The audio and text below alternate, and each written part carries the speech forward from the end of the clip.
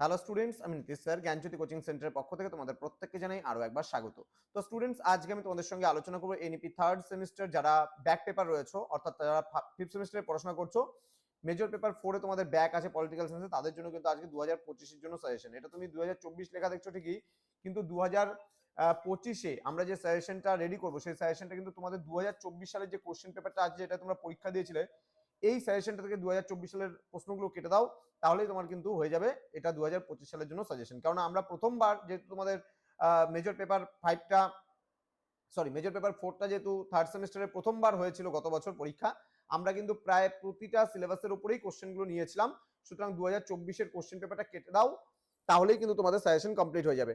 এবং তোমরা অনেকেই বলতে পারো যে স্যার আমরা তো ফিফথ সেমিস্টারে পরীক্ষা দিচ্ছি, 15 নম্বরের পরীক্ষা দিচ্ছি, 6 নম্বরের পরীক্ষা দিচ্ছি, 3 নম্বরের পরীক্ষা দিচ্ছি, একের এসিকেও পরীক্ষা দিচ্ছি, আমাদের কি সেম থাকবে? না, তোমরা যেই প্যাটার্নে পরীক্ষা দিয়েছো সেই প্যাটার্নেই কিন্তু কোশ্চেনটা হবে।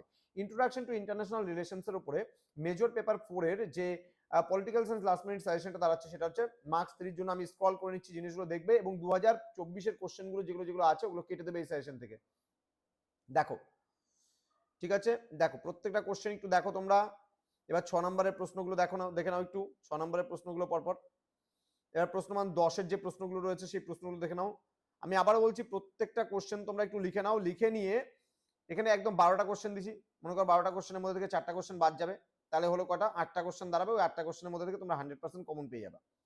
আবার 6 নম্বরে আমি প্রশ্ন কটা দিয়েছি? 6 নম্বরের প্রশ্ন দিয়েছি 13টা। 13-এর মধ্যে 6টা প্রশ্ন চলে এসছে।